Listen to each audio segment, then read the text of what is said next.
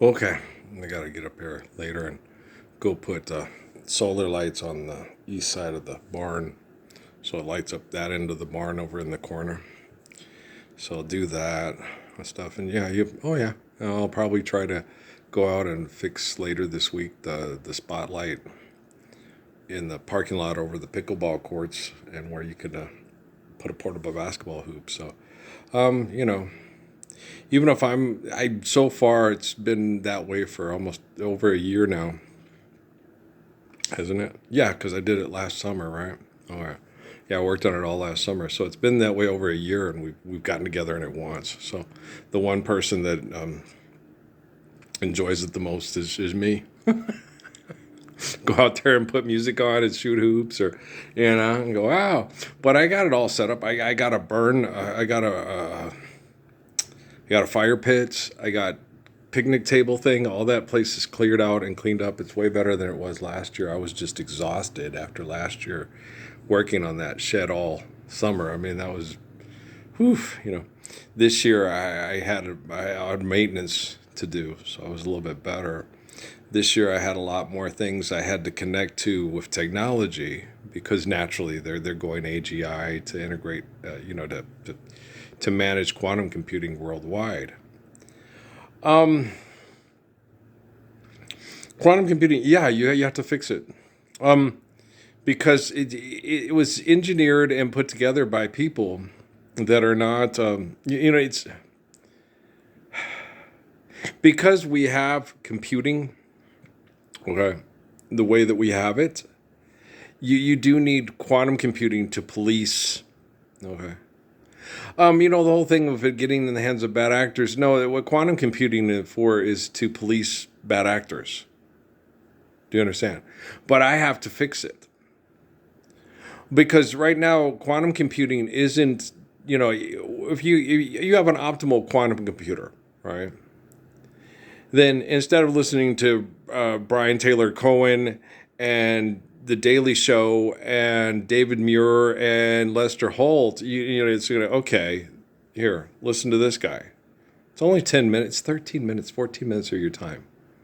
No commercials. No, money's not real, asshole. Okay. So wait, who's this guy? This guy's the guy from the Book of Revelation, right? And so we have quantum computing. The most essential news that you need to hear is the 1322nd Me's YouTube channel. Okay, not the nightly news with David Muir or Lester Holt. Not your, the team the team you can trust. No. Okay. Those are people that are telling you, here's what the weather's doing because we're complete psychotic wackadoodles that drive cars to jobs to kill each other with toxic stress and chemical poisoning. Because we were told to by the people that clone themselves, live in the Hamptons and the Grand Tetons, and and if you're a good citizen, you can get enough money together and go live like the rich people, but do it in a minimalistic way in a house built like Dennis Weaver built it, right? And you're like, that is so fucked up, isn't it, though? It's awfully egocentric. It's very selfish. It doesn't look at the world in a global unity movement. It looks at, I'm going to take care of me, and fuck all you people in Phoenix. Fuck all you people in El Paso. If you can't get the right economic conditions to get off the freeway, doom on you. Wow. That was our last melon, Sid. That was our last female. Save the dodo way of life, right? I haven't. I've seen bits and pieces where Jennifer Lopez plays the female Sabretooth opposite Dennis Leary. That doesn't mean they met. It just means that she went into the studio and she read the lines with another person pretending to be that character. It doesn't necessarily mean that they all got in the studio together and did it. It could be, okay, now I'm going to be Dennis. Okay, so, Sabretooth woman, what are you going to do about it? Well, I tell you, I'm going to save my Sabretooth kids, then I'm going to get the hell out of here and hop on that iceberg, and I'm going to trust that mammoth. Yeah, I like Ray. Everybody loves Raymond, right? You're funny.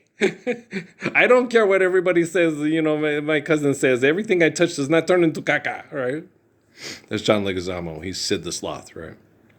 So it doesn't necessarily mean that these people actually have a knowing of each other. They just know who each other are. Oh, you know what I'm saying?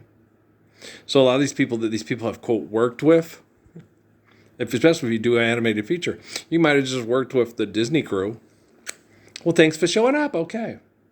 They do each individual character with people there in the thing to get it to feel and see the way they want that character to express itself as if they're engaging each other. When they're actually not engaging each other, they're actually reading a script of another playing out the play while people record it and then adapt it to an animation. Wow. Yeah. Yeah. You think the cats are going to eat the gecko? He's a gecko. So I screwed up. So sue me. And so you're not going to get anything. Wait a minute. I got $7 in my wallet, and I have about $8 in change in an Altoid can. Okay. There you go. Oh, man. I get frustrated with people that abuse you over other people that abuse them over money. You're like, okay, wait, they're fucking with you. Tell them to fuck off. No. Okay. I have not, do not, will not, do not, what? No. Okay. How could I use you as a thing when I didn't even know where you were and have your address or your phone number or anything like that? They're fucking with you to try to get money out of you. They're lying to you. It's like, yeah.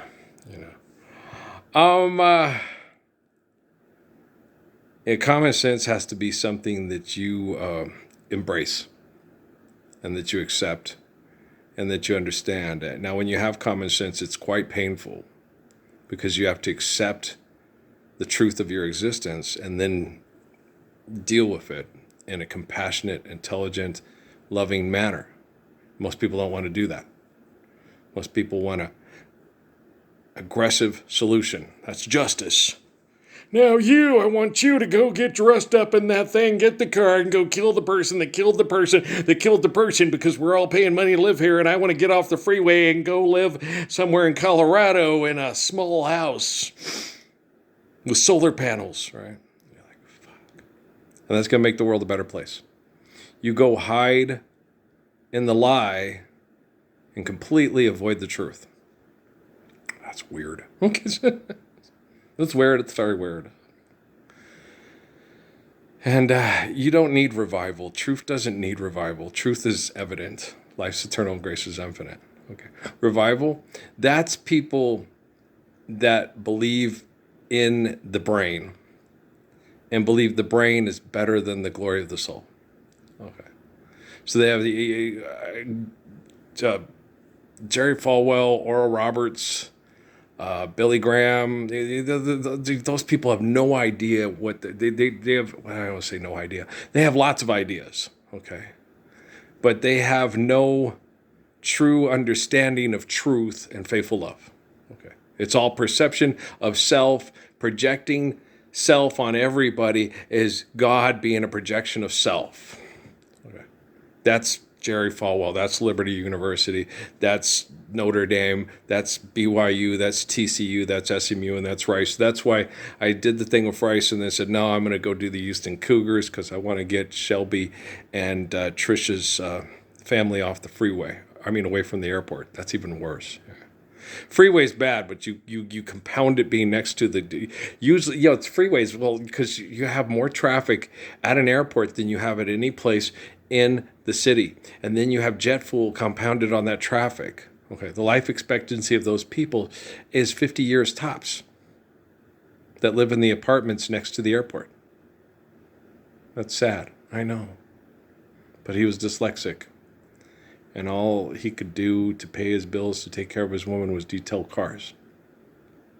But every time he got money, he would come in smiling and saying, okay, you go put on your best, and I'm going to take you to this club, and I'm going to show you off.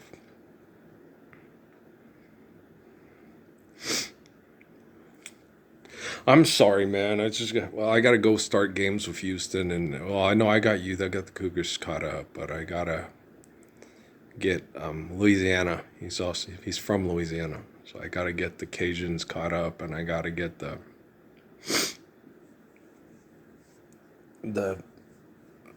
Jaguars caught up. Sweet Home Alabama, and I got to get some of the other teams caught up to New Mexico State and ASU.